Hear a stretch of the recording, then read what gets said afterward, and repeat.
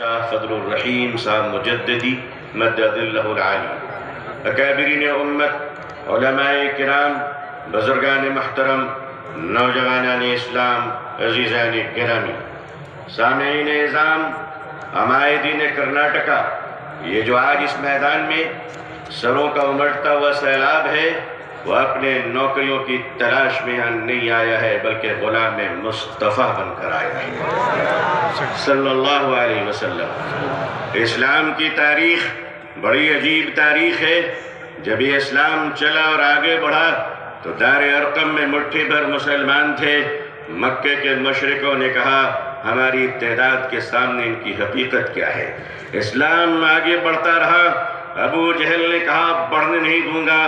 اسلام نے ہجرت کی مکے سے اور مدینے پہنچا تو عبداللہ بن ابی بن سلول نے کہا بڑھنے نہیں دوں گا۔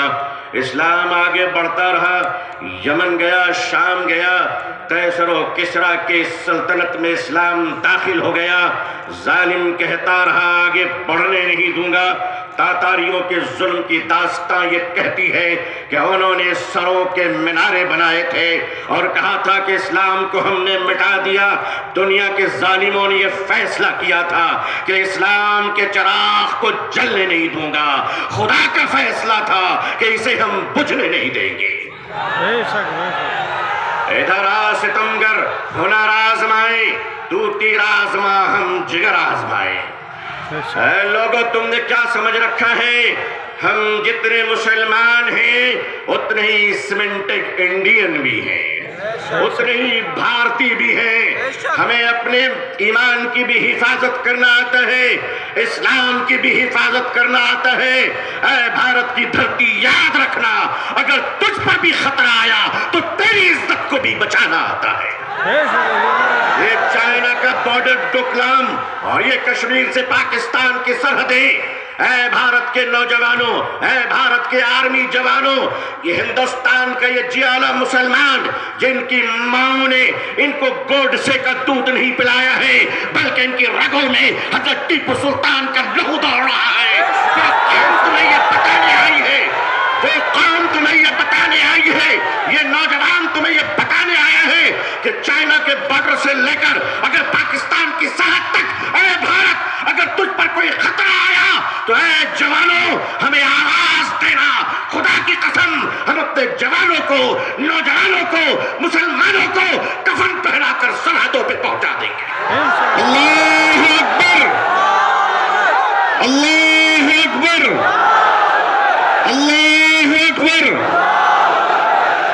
مگر یاد رکھیے گا چپلوں کے بغیر تو ہم چل سکتے ہیں۔ ان چپلوں سے کوئی پوچھ لے کہ ہمارے بغیر نکل بھی سکتے ہو؟ آتا ہے نکلنا، آتا ہے چلنا۔ یہ ہندوستان ہمارا وطن ہے، اس وطن کو کل بھی ہم نے بچایا۔ مشکل یہ ہے کہ 47 میں بدقسمتی سے ہندوستان کا بٹوارا ہوا تھا، 2024 میں لوگ دلوں کا بٹوارا کرنا چاہ رہے ہیں۔ ہم اس دل کا بٹوارا ہونے نہیں دیں گے۔ بھارت کے اپنے پریے ہندو بھائیوں سے میں ان کا آشیرواد اور دعائیں لے کر انہیں کہنا چاہتا ہوں، ہندو بھائیوں ہم آپ کے بغیر نہیں، آپ ہمارے بغیر نہیں۔ ہمارے اور آپ کے بیچ میں یہ تیسرا کوئی لینڈ بروکر آ گیا ہے جس کی نہ بیوی ہے نہ بچے ہیں۔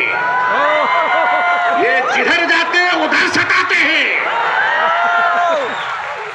لیکن ان کو بتا دیجئے اور صاف صاف بتا دیجئے، کتے وفادار ہو یہ بات تو صحیح ہے مگر وفادار کتے بن جائیں یہ بات صحیح نہیں ہے۔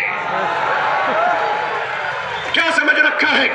آل انڈیا مسلم پرسنل بورڈ ہمارے بزرگان دین اکابرین بیٹھے ہیں۔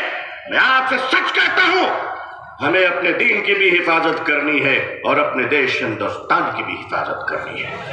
اب میں آپ سے ایک بات کہنا چاہتا ہوں، آپ کے ہمارے رہتے ہوئے اگر کوئی اڑیسہ کے آدی باسی کی کالا ہانڈی کی چھوٹی سی بچی بات بات کہہ کر اگر بھوکے 7 دن میں مر جاتی ہے تو میں اپنی قوم سے پوچھنا چاہتا ہوں مالداروں خدا کو تم کیا منہ دکھلاؤ گے؟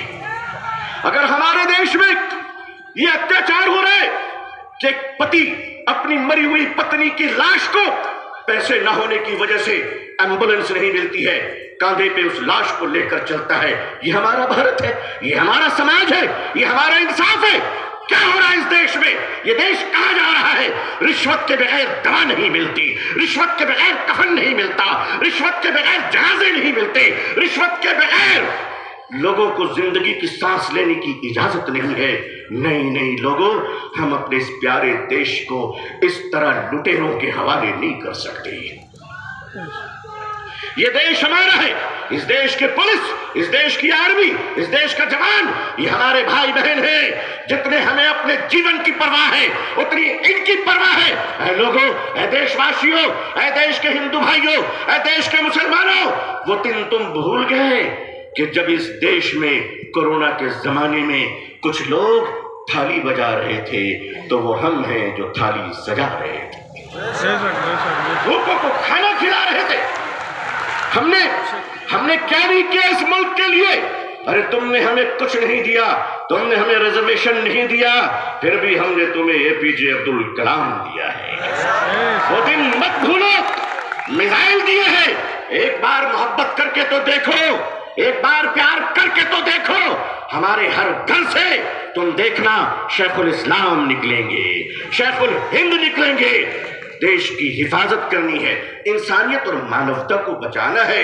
ہندو بھائیوں کو محبت کے ساتھ ان کے سامنے ان کی عدالت میں اپنی باتیں رکھنی ہے۔ وقف کیا ہے؟ وقف کا تحفظ کیا ہے؟